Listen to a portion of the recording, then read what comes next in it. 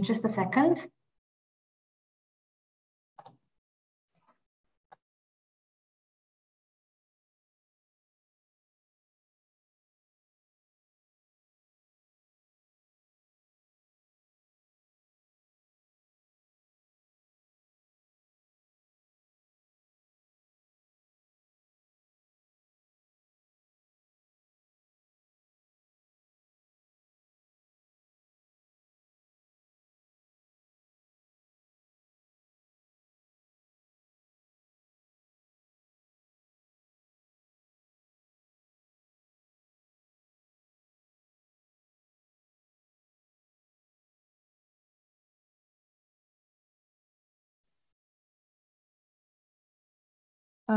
We are checking the sound here with my colleague, and it seems that it's fine. And you, do you hear me right now? Okay, but I don't hear you. Okay, perfect. Can you? Perfect. Sorry for this misunderstanding. But so can you hear me now? Yeah. Okay, because I couldn't hear you earlier, but now it's perfect. Okay. Now it's perfect. Okay, very happy to know that. I will say a couple of words in Serbian, just to make sure that we are here with our undergraduate students who will apply for Cattolica University. Dobro večer svima, hvala vam što ste ovde i hvala vam što ste nam ponovo ukazali poverenje i našem timu Via Akademika, ali i Univerzitetu Katolika. Verujem da su ovde i oni koji su bili na konsultacijama sa mnom, koji su prošli savjetovanje sa mentorom i koji su saznali dosta toga o ovom univerzitetu. Međutim, naravno ima i vas koji tek treba da saznate kako izgledaju aplikacije, kako izgleda dokumentacija koju treba da spremite. Uglavnom, ovo je prilika da čujete od Arijane preopouzdane informacije o tome kako izgleda apliciranje, koji koraci vas čekaju, koja je uloga Via Akademike u celom ovom procesu i kako vam možemo pomoći. Naravno, ja sam već, ako smo se sreli preko ekrana ili ovdje u našim prostorijama, rekla da je naša podrška za apliciranje besplatna, odnosno da ćemo vas voditi kroz ceo proces od tog početnog informisanja do kasnije rezultata koje očekujemo zajedno od univerziteta. Uglavnom, Arijana je tu da vam odgovori na pitanja, da prosto pojasnite sve ono što smatrate da je zaista važno. Ja ću pratiti naravno tu celo predavanje i bit ću tu da vas podržim na bilo koji način da prevedem pitanje ukoliko se ustručavate da postavite na engleskom. Uglavnom, hajde da počnemo, zato što je važno da iskoristimo vreme. Ariana, thank you for listening this short introduction. As you already know, I explained a couple of things about our role in their application and what they can expect from this presentation. You can start whenever you want. I will be here to listen and to maybe translate some questions if our students are too shy to ask in English. That's perfect. Thank you very much, Elena. This is going to be interactive because if it's going to be interactive, I would be really, really happy also to be interrupted during my presentation. But first of all, thank you for having me here today. I hope you can hear me well. Yeah, the sound I can hear my neighbor's dog barking outside. He literally barks at everyone. So I hope everyone can hear me. Don't worry about that. Thank you. I'm going to share my screen now so you can see the presentation that I prepared for you. So thank you really, Via Academica, for having me here today for this unusual presentation, I would say, because it's probably the first time I've been asked to share a presentation and to do a webinar on the perfect application. Okay, so the documents needed and in general, the perfect application. I was thinking while preparing this PowerPoint and this presentation, what does it mean, the perfect application? What does an admission officer expect to see when opening an application on the university student portal? What does faculty, what do professors expect to see when they evaluate an application? Well, an application is perfect when it's complete. And I'm talking about, a document perspective. And I think the role of the Academica here is quite crucial because the documents need to be in good order. They need to be complete. We do have entry requirements. We want to see the certificates that we actually ask. So this means to have a perfect application, to have a complete application. But the perfect application arrives on time. And timing is crucial. And I was discussing the timing thing during an Instagram live broadcast the other week with another colleague of yours. Timing is crucial. It's important to apply within deadlines. It's crucial, if possible, to apply within the first and second round deadline, because you know there will be more places available. Well, if you wait, places will be given to other candidates, because we do receive, applications from literally all over the world. Even if we're popular on SERP, the applications arrive from literally all over the world. Last year, I'm telling you, we had 156, I think, nationalities represented on campus. Wow, that's a huge number. Yes, it is. It is. But I was also thinking that the perfect application is an application that tells professors something more about the candidate. Something we cannot just see while checking their GPA, their transcript of records. So the perfect application talks about you, okay, about our candidates. Without further ado, I want to share with you what are my tips, okay, what are my suggestions on the perfect application. First of all, you need to get to know the university you're applying for. A question for you, Yelena. The students who are listening to us today, did they already send the application? Do we have students that are now working on their application? Some of them already sent their applications, and they are here maybe for some further information about next steps. But okay. Mainly, our presentation was targeted to students who are willing to apply and who are maybe afraid of some part of the process. Just like you said, what is the perfect application is the question I get on a daily basis, because I have meetings with the students, prospective students and their parents. So I'm quite familiar with their questions, but you are here for the answers. So I will be listening here to have those tips next time. I just wanted to make sure that we had a mixed crowd, because we have mixed. My first suggestion, is actually get to know the university. I'm here today representing Cattolica, but really, to everyone listening to us today, you want to understand what is the best fit for you, okay? Forget about this concept, the best university. The best university does not exist. What exists is the best fit for you, which is not the best fit for your best friend, which is not the best fit according to your parents. It's just the best fit for you. How do you get to know if the university is the best fit for you, the university you want to apply for, your dream university?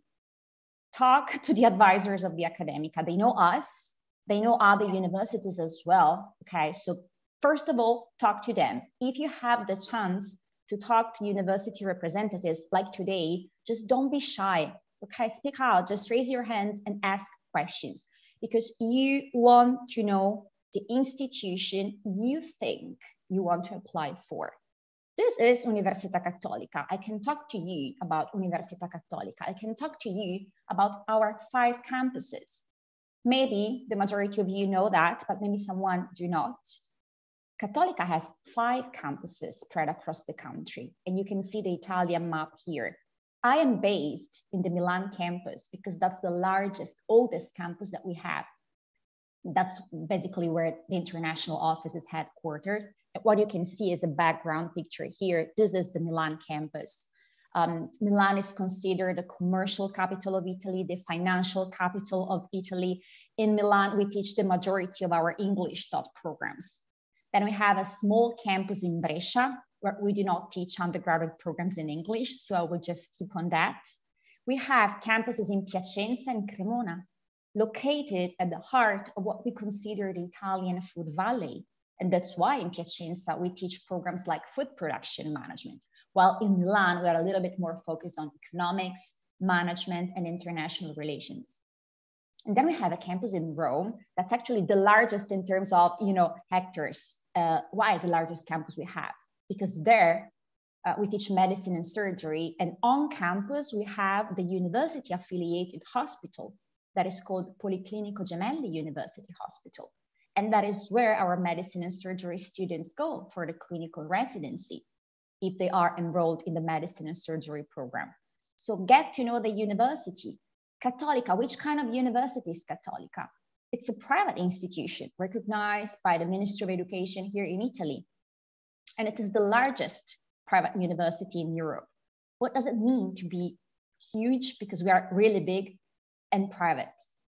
It means that as a private university, we can provide tailored services for international students, but at a very affordable price. Okay, let's talk about tuition. We are big, we are private, tailor-made services, but the average tuition that an undergraduate student pays at Università Cattolica is 5,000 euros per year. Okay, this is the average. Then if we talk about medicine and surgery, that would be more expensive, because medicine and surgery itself is a more expensive program. You can apply for a university scholarship. You can apply for the regional scholarship that we call Educat at Università Cattolica del Sacro Cuore. We have a very strong academic profile that is reflected by our international rankings. So you know what will be the academic quality of the program you'll be studying. Check the rankings here, top 200 for finance, we're top 300 for management studies, top 150 for communication and media studies. And these disciplines are disciplines that we teach in English at an undergraduate level. But we are also #1 in Italy for employer-student connection. So ask yourself, besides having good quality, will I be exposed to the job market while studying at that specific university? This is the case for Università Cattolica, which expectation management here doesn't mean that we are a job agency, because we are not a job agency. Okay, I always repeat this, and I will never tire of repeating this. We're not a job agency, but we do our best to expose you to the job market. We have a very active stage and placement office with 25,000 companies registered, which is a lot. And we organize career days at our campuses, so you can really have the chance to interact with future possible employers. We have a very strong and very active outbound office. Okay, so you'll be studying at Università Cattolica, but you actually have the chance to study abroad for 1 semester over the summer if you want. You can decide to study abroad for a double degree. You can decide to do an internship abroad to make your curriculum even more international. So ask yourself, does the university you want to apply for offer these opportunities? And after you get to know the university, you get to know the programs offered at that university, because that is important. What is the perfect application? The perfect application is made by an applicant who does know the university, who does know the programs offered by that university. And here you just have a list of the bachelor degrees English taught at Università Cattolica. Communication management, economics and management, finance, international relations and global affairs, psychology, food production management, and medicine and surgery. Is this enough to see the names? Or you see international relations and global affairs, or this might be all about geopolitics, about international relations. This is what you might think just looking at the title of this program. You want to go deeper. You really want to understand what is the study plan of the program you feel like you want to apply for. Because if you do check the study plan, the course curriculum, you would know, for example, that communication management has a very specific focus on food and fashion. You would know that economics and management is one single bachelor degree. So all the students enrolled in this program, they will share the same curriculum for the first and the second year, but they can decide to major either in economics or management at the third year. You would know that international relations and global affairs has several exams in economics that you need to take during the first, second, and third year. So you should, be somehow a pro in mathematics. Otherwise, it will be hard to study international relations and global affairs. You want to study psychology. What do you want to do after graduation? You should ask yourself that before you submit your application for the psychology program, because there will be an interview that you will need to take if you decide to apply for this program. And the faculty will actually ask you, what's the motivation behind this decision of yours to apply for a bachelor degree in psychology? Food production management, medicine and surgery. You need to know that, for example, the program is English taught, but we will teach you Italian from the first year. because then on your 4th year, you will need to go to Policlinico Gemelli University Hospital and interact with real people, with patients. They will be Italian patients. You will be with professors, you will be with tutors. Still, you will need to interact with them. And that's why we'll be teaching you Italian language from the 1st year, even if the program is fully English taught. So get to know the university, get to know the program you actually think you want to apply for. So go deeper, try to understand what will be the difficulties you need to face if you decide to take, for example, that specific program, and try to understand how you will overcome those difficulties. And then get to know, crucial, the entry requirements, timeline, and application procedures for our programs. I want to check with you, let me try, the university website. The university website is a very important resource, I would say the crucial one. Here you have the list of all the undergraduate programs that we teach in English at Università Cattolica del Sacro Cuore. Let's select communication management, that I know is very popular in Serbia, so we might have interested applicants here. You have a very general explanation about where the program is taught. I told you that we have several campuses, and you will know that communication management, for example, is taught at the Milan Campus. What is the school? What is the faculty providing this program? When is the intake? It's important. We talked about the timing. It's important that you know when the program starts, so you can start working on your application documents by time. Language of instruction, duration of the program. Crucial, crucial, crucial. Entry requirements, application procedures, and application timeline. Okay, you will find for each and every single program a very specific explanation telling you what are the general diploma requirements that you need to fulfill if you want to apply for the program. What are the English language proficiency requirements that you need to fulfill if you want to apply for the program? And what are the program specific entry requirements? Because clearly, economics and management cannot have the same program specific entry requirements of communication management. If you want to study economics and management, as we said, you need to be a pro in economics. Communication management, from that point of view, is less focused on your mathematics grades, okay? If you want to study, let's say, psychology, your motivation is a crucial aspect of the application. And that's why, as I said, you will need to do an interview with the faculty, which is not entailed as part of the application process for other programs, okay, at the bachelor level. It's just for psychology. Check the application procedures. So what are the documents you need to provide us with when applying for a bachelor degree? I know that the Academica is very strong on this, so your advisors will support you, but I want to tell you that it's important to start preparing the documents on time, okay? Because at some point you will need to submit them, and you better submit an application that is complete. We will need your ID, your passport, if you have one. If you already graduated from high school, we will need a copy of your official high school diploma. We will need your transcript of records. And if the documents are not translated into English, but are in Serbian, well, we need that translation. Otherwise, we won't be able to check them. We need the updated version of your curriculum vitae. Okay, what is the CV? It's the resume. So we want to understand what you do besides being a good student. And you can tell us when writing your CV. And we want to see your motivation letter. We want to understand why you are applying for that specific program. What do you expect from that program? What are the challenges that you expect you need to overcome if applying for that program? What is the contribution you can bring to the rest of the class if we select you as a student for that specific program? So here you have the full list of the documents you need to provide us with. And then very, very important, the application timeline. If you have time, do not waste your time. The first deadline for intake 2022 already passed, but no worries, that was just the first application deadline. The second assessment round deadline will be March the 17th. So if you are considering coming to Cattolica for September 2022 this year, it's time that you finalize your application and submit it.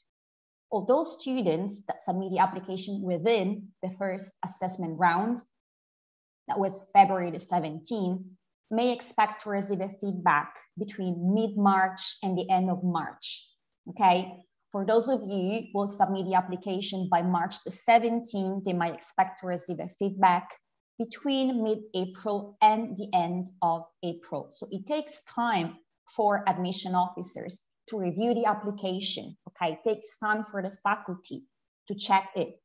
So it's important that the application is complete, so we don't have to send a lot of emails asking you to provide us with that missing document, with this missing document, and we can take our time to check it, evaluate it, and make our conclusions, and then share that with you. So get to know the university, get to know the program, get to know the entry requirements, timeline, and procedures. And talking about entry requirements, a few suggestions that I have for you, and I really want to share this with you. So medicine and surgery, if we have potential applicants, let's say, or students interested in medicine and surgery, what you want to know is that exceptionally, medicine and surgery has an entrance exam that you need to take. It is not the IMAT. A lot of students ask me, oh, is that the IMAT, the University Medicine Entrance Exam? The IMAT is organized in September by public universities, okay? Università Cattolica has its own entrance exam for medicine and surgery. It's just called the Cattolica University Entrance Exam. It is organized every year between March and April. It's organized in April this year, okay? So you can receive an earlier feedback compared to what you receive if you decide to apply for the IMAT. Bachelor in Economics and Management. You need to have strong mathematics grades, okay? We really need to make sure that you're good at mathematics, because you will be studying a lot of economics, econometrics, macroeconomics, microeconomics, and finance.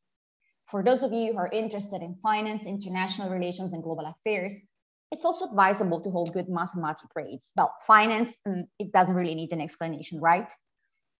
For international relations and global affairs, as I told you earlier, there are a few exams of economics that you need to take. Quite, important exam of economics you need to take starting from the first year. That's why it's important that you love mathematics and you're ready to do that.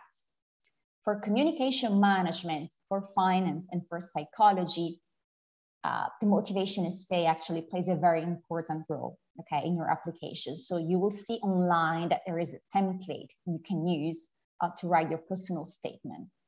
To write your motivation statement with very specific questions. You can just download it from the internet and work on it, and let your parents and your friends and your advisors read it, because they might have suggestions. I mean, you just write it, you wait for some time, then you read it again, then you send it to your friends and see whether or not they have suggestion, whether or not they feel that that motivation essay actually speaks about you, tells about you. Psychology. As anticipated, psychology has an interview as a step of the application procedure, and it's an exception, okay? Medicine and surgery, we said, that's the only program really having an entrance exam, while psychology is the only bachelor degree that includes an interview as part of the application procedure. The interview will be done with the faculty. You don't have to be worried about the interview. This is another thing I always tell applicants. It's just a way for the faculty to get to know you and to get to know the motivation you have of studying psychology, but it's also an occasion for you to get to know your future professors. So ask questions. Use the interview as an occasion, well, to give a feedback to the faculty, that's clear, but also to ask smart questions on the program, because that's an occasion for you to get to know the university better, to get to know the program better. And this is something that the faculty appreciates, okay? English requirements. You need to make sure that you fulfill the university English requirements before you actually submit your application. And you have to submit the application having already an English language certificate attached, okay? It can be an IELTS, it can be a TOEFL, it can be a first certificate. You can apply for the University for Cattolica English exam that you can take online. It's called CELDA. It's free of charge, so you can apply for that. You can take it twice. I mean, you really have many options, but make sure that you fulfill the English requirement before you actually submit the application. because otherwise the application will be considered not complete, okay? And another suggestion I had for you, I mean, there's a minimum language requirement, okay? That is, for example, the 6.0 is a minimum language requirement. We have a B2. If you can work on it. Sorry, Elena, do you have a question? Yeah, Ariana, okay. Speaking about CELDA exam, I think we should mention that they have a couple of tests. So it's not only one occasion when you offer that online test. They can take it according to their application deadline. That's correct. Absolutely, Elena. And again, it's free. Okay. I think it's also something we want to stress and underline. It's free. I'm going to share with you here. So it's in the entry requirements. Mm-hmm. All the dates that we have. I'm using the website, and I hope you appreciate Sure. this. I do it as well. Actually, during the day and during my meetings, I actually provide this kind of information at our meeting, but I would like to explain it further, just to make sure that everybody will understand that it is possible to sit for your online English exam in case they don't have official certificate like TOEFL, like IELTS, or FC, CAE. So that is something that. Yes, and several dates are available, as you were saying. You can take the test twice, okay? Just in case you do not pass the test first time, you can take it again. My suggestion is to try. When you feel like ready, you just try, okay? If you pass it, that's fine. Otherwise, you know that you will have a second chance. I was talking to a student the other day, and that student specifically wanted to wait until the very last available date to take the CELDA. And my suggestion was like, do not do that.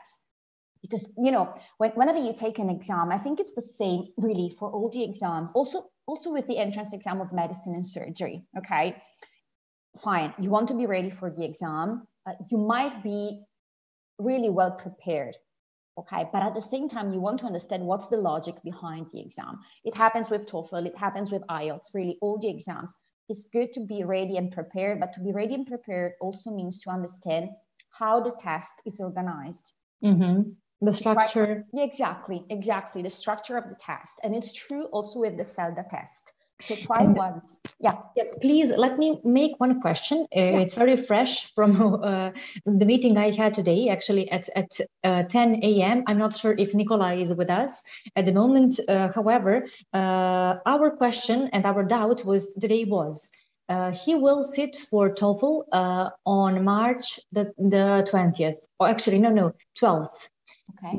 And the deadline for application is March 17th. Is it okay to provide information about that he sits for the exam, but he doesn't have results? For bachelor degrees, I got a question. We need the results as well.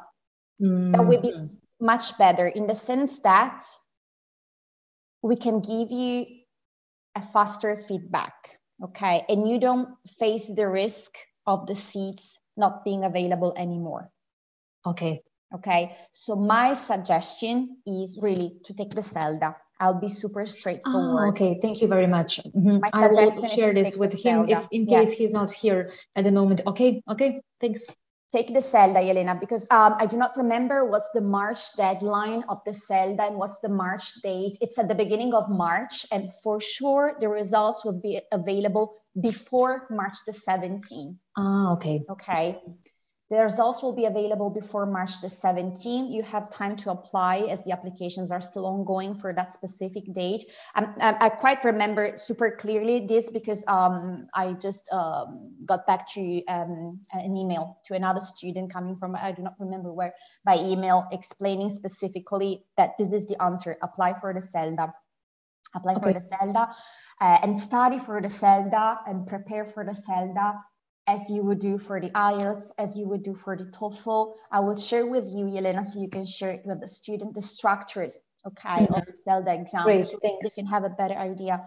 the structure, yes, but my suggestion is to do that. And it's an occasion, you know, it's an opportunity that we were not sharing much in the past years. So I understand that also you, advisor, are not super familiar with the test, with the CELDA test, but we're doing it this year because it's just an extra opportunity for the students. The CELDA test center is on campus.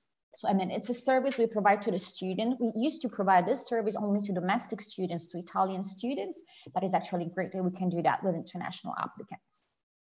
That's great news. And actually, prospective students really appreciate it. It's a great chance to sit for the exam and not be bothered with all the procedure with IELTS or TOEFL.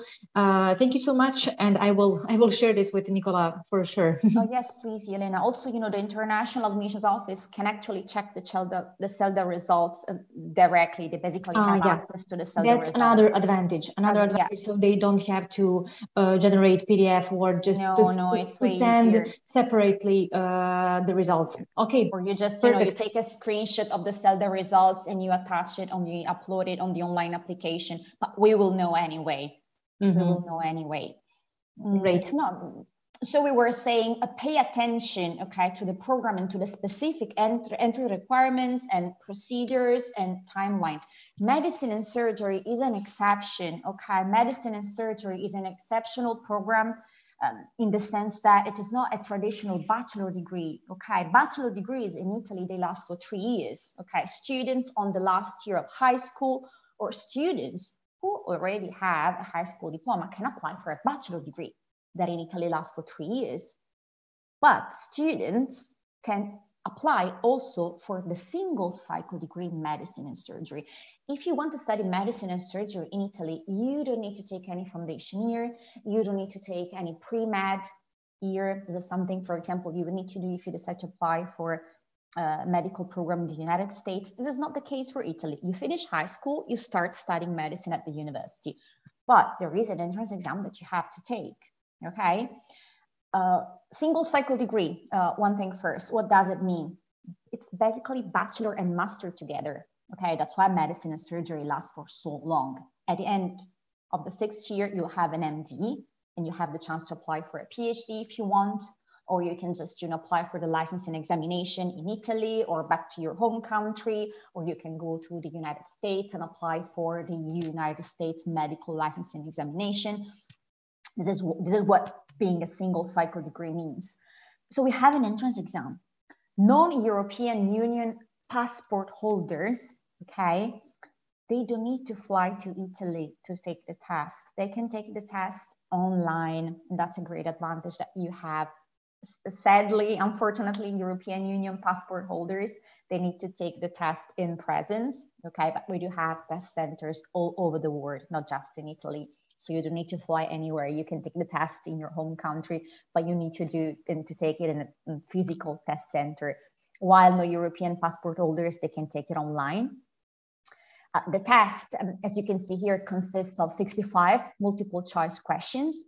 So biology, chemistry, physics and mathematics, general knowledge, logic, visual and space reasoning, problem solving, religious and ethical culture.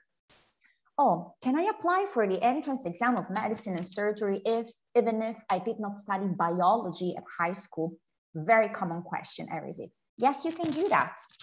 We don't really care, let's say, about what you studied at the high school level, okay? What really makes the difference when it comes to medicine and surgery is how you perform on the entrance exam. Clearly, if you have some basics of biology, chemistry, physics, and mathematics, that will be way easier for you to perform well in the entrance exam, okay? But if you don't, because it happens, several national high school systems, but also international high school education systems, they don't have mathematics during the last and penultimate year. Same for biology, same for chemistry. So what do you do to prepare for the exam? We do have an online simulator that contains 3,000 questions, about 3,000 questions, taken from past exams that you can actually use to practice on a daily basis, okay? So you apply for the entrance exam, we send you the link to the online simulator, and on a daily basis in the evening, when you go home after school, you practice, practice, and practice, okay? Because again, you want to understand how the test is structured, and you only have 65 minutes to complete the task. So you also need to be fast. Is it easy? No. But I mean, we do have 50 places available every year for non-European students and 30 for EU students. You really have chances to get into this program. And please do practice with the online simulator. Oh, and by the way, this year, Selexi, which is the organization that manages the test centers and the test itself on behalf of Università Cattolica, also prepared a preparation course, okay, for all those students who want to take some classes, who want to try to understand, want to give, want to have an extra opportunity to perform well in the test. Well, they offer a couple of online courses. One is the intensive online preparation course, and the other one is a strengthening preparation course. They are both of them delivered online, and they are an extra occasion that you have to practice before the entrance exam of medicine and surgery that will actually take place between the 6th of April and the 7th of April. It will be the 7th if you take it online, and it can be either the 6th or the 7th if you take it in presence. So this is about medicine and surgery. So as you can see, different programs have different entry requirements, and they might have some peculiarities in the application procedure. That is why it's important that you are informed about it. Otherwise, for sure, the application cannot be perfect, right? If you submit the wrong personal statement, or if you do not submit, let's say, the right English level certification with the correct minimum grade, that might be a problem in the application. Last thing, how to work on the perfect application, how to submit the perfect application. And this is crucial as the first, second, and third suggestion that I gave you. Get to know yourself, okay? Ask yourself, why do I want to study this program? Why international relations and not finance? Why economics and not finance? Why medicine and not psychology? What do I enjoy about this program? And you can only know that by checking the course curriculum, by checking the study plan, by talking to the advisors, by talking to the university representatives. And last question, technical, but crucial again, do I meet the entry requirements, general and program specific, and language entry requirements for the program I want to apply for? I would say that if you have an answer to all these questions, then you are ready to start working on your application. And again, I want to stress the role of the Academica here, because they might give you the right technical suggestions so the application is submitted at the right time and with the right documents. And this is actually all from my side. And it was really interesting also for myself to start thinking about this presentation today. So Yelena, thank you for giving me the opportunity to share this, 3-4 suggestions with your students. And now I'm ready to reply to your questions if you have any. Great. I'm very happy to hear that this perspective was also useful for you, because as I already said, the perfect application is one of the first questions I receive both from parents and from students. I have to say that our candidates are mainly stressful about whether they fulfill mathematics requirements, because Cattolica really is one of the most popular foreign universities here on the Balkans. But we have a couple of students who are not very good at maths and would like to apply for economics and management. I spoke with a couple of them in last, let's say, couple of weeks. And I have one question about their, let's say, issue. How difficult, let's say, is your math test comparing with SAT? And how long maybe does it take them to prepare for it? Okay, that's called internally we call it the TIEC. I don't know why we never share this name with students, but we call it TIEC, T-I-E-C. So it's hard to say how difficult it is compared to the SAT. What I can tell you is that the TIEC, the TIEC, is based basically in the final goal is to check if the students are ready regarding those specific subjects that we will take during the bachelor degree. Okay, it takes time to prepare for it. It takes time. I don't want to compare with the SAT or the ACT because it's just different. It takes time, but there is a resource that you can use on the university website, and let me find that for you, because it can give you a real detailed explanation on those mathematic, assessments, on those mathematics basics that students need to have in order to perform well while taking the TIEC, but also perform well in general if they finally and eventually get enrolled on the economics and management program. So I can tell you like a very short list of the topics that can be part of the test. So I'm quite familiar with it, and I'm pretty sure I'm at that page at the moment. So there is a list of the subjects or subject areas that will be on the test: comprehension, English, logic, mathematics. So it's quite clear, and your website is very user friendly, so it's easy to access all those details. However, let's mention that this test as well is available in a couple of dates. Am I right? Yes, that's correct. Just like Zelda. You have the April session and the May session. My suggestion is to apply now, and so that you can take the TIEC during the April session. It's April 1st, 2nd, and 3rd, I believe, or it's just at the very beginning of April. So you will get the results before the mid-April application deadline. So my suggestion, Yelena, if I can, for those students, it's competitive. Economics and management is very competitive. You need to be good at mathematics. But my point is, you don't need to be good at mathematics just because you want to perform well in the entrance exam, because this is what you will be studying. Yeah, sure. In the bachelor degree. So that's my suggestion. If you don't have good mathematics grades, it will be the International Admissions Office that will actually suggest you, candidate, to apply for the TIEC, which is the entrance exam of economics and management. That is not compulsory as it is medicine and surgery, for example. It's just an opportunity. And it's opportunity for those students who do not have very good notes in maths. Let me just give you another example. We have a student who has a note 3 out of 5 during his high school. So it's not a very good starting point comparing to some other candidates who are very strong at maths. In this case, we would recommend this test, and just to in case they don't have SAT, this test is, let's say, compulsory. Absolutely. Yes. Because they have to be sure that they will sit for this exam, and it's not enough just to apply with their documentation from high school, English language certificate.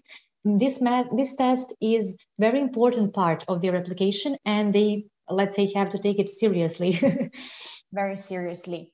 I was actually discussing this TIEC thing with our international admissions officers today, because we were trying together to understand what was the mathematics level of the applications they received during the first application deadline. Many excellent applications, still a few, TIEC strongly suggested. When we say strongly suggested, recommended, it means that without the TIEC, it's a rejection, most probably. So if you don't have mathematics, or if the mathematics grades are not good and the International Admissions Office suggests that you take the TIEC, it basically means that you have to take it if you want to have chances to get into the economics and management program. So Yelena, what you're saying is correct. It's compulsory. And let's consider this situation. This just came up to my mind. If they fail at the first application deadline, is it possible to apply again and to retake TIEC? No, it's not possible to retake it. If it's a fail and they cannot even take the SAT, well, that would be too late anyway. Yeah. First reason is that would be too late. So no, and it's not even possible also for other programs. You know, if it's a rejection for the first round, then it's like a final rejection. And I'm also saying this because I do not remember, there was an email from a candidate, and because there was a female student, she was asking me, what if I get rejected for the first time? Can I apply again? And the answer is actually no. My suggestion is, and it's something I didn't say before, but it's important, consider the second choice also. You will always have the opportunity to apply for a second choice program. I understand it's not the dream program you're applying for. Still, consider the second choice, because if you receive a negative feedback on the first choice program you selected in on the online application, we will evaluate you for your second choice. And sometimes as an option, we actually have students who did fail in the past for economics and management and got into international relations and global affairs. And they're actually happy about being enrolled in that program now. Some other students, I mean, this is totally understandable from our side. You only have one option, and that is to study economics and management. If it is not at Cattolica, is at another institution. That's totally, I mean, I do understand that. But still, this is what I would recommend, to consider the second choice, especially, you know, economics and finance, communication management and international relations. There are some points in common. Yeah, just like you said, according to my experience here at Via Academica, there is every year we have a group of students who are interested both in economics and management and in communication management. So that would be a good choice just to apply for both of the both programs, and then see what will happen.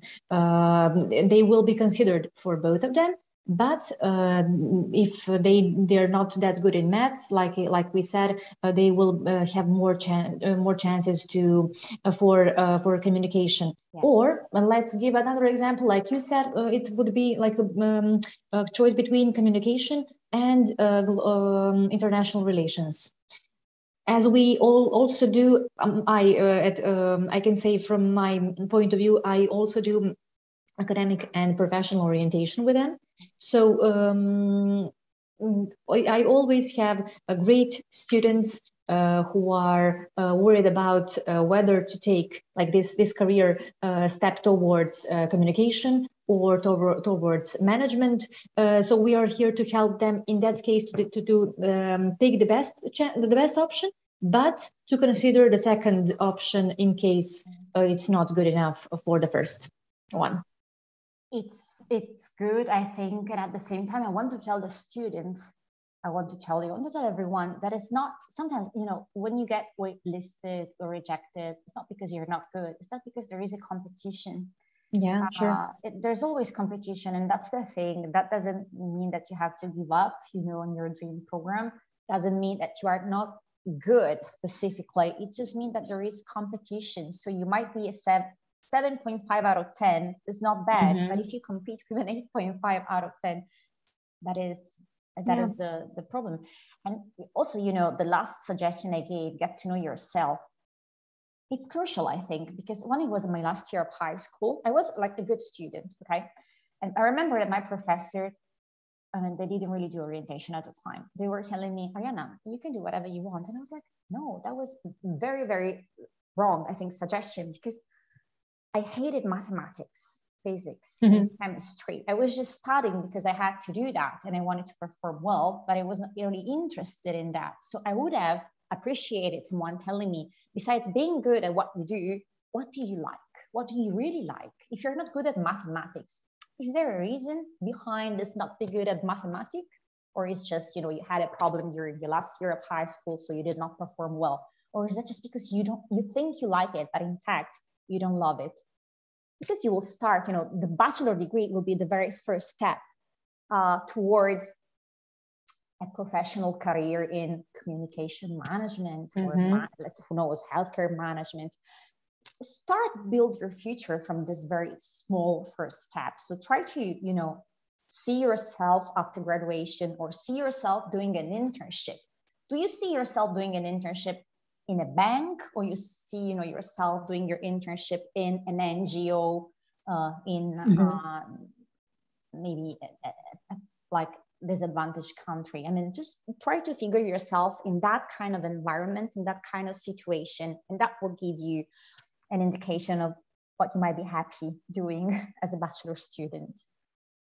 I agree completely, and thank you very much for this final advice and final note to our students, because it is really important to get to know themselves and to take a final decision based on that thing. I don't have any questions. Actually, I think we covered everything that is very important at this moment for our students. If you don't have anything to add, we can finish here.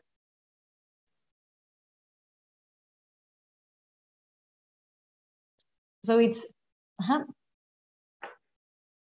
nothing else to add, or we can finish here. I'm okay. I mean, that was nice to chat with you. Sorry, I was waiting actually to see if there were more questions, but I do not see them. So I was just waiting. No, we don't have more questions. So if you don't mind, we can just finish like with this final point.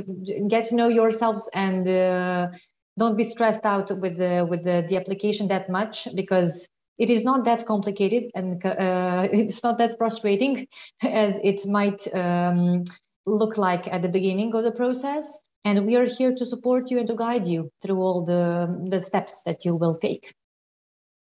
Thank you, Yelena, and thank you, everyone. Thank you very much. Once again, I'm looking forward to seeing you here in Belgrade. I will be happy to welcome you at our office. Hvala svima još jednom na pažnji, na vremenu. Nadam se da je bilo zaista korisno i da smo vas ohrabrili i usmjerili da se dodatno pripremite za ovaj univerzitet. Thank you once again, Mariana. Ciao, ciao. Ciao a tutti. Ciao. Ciao.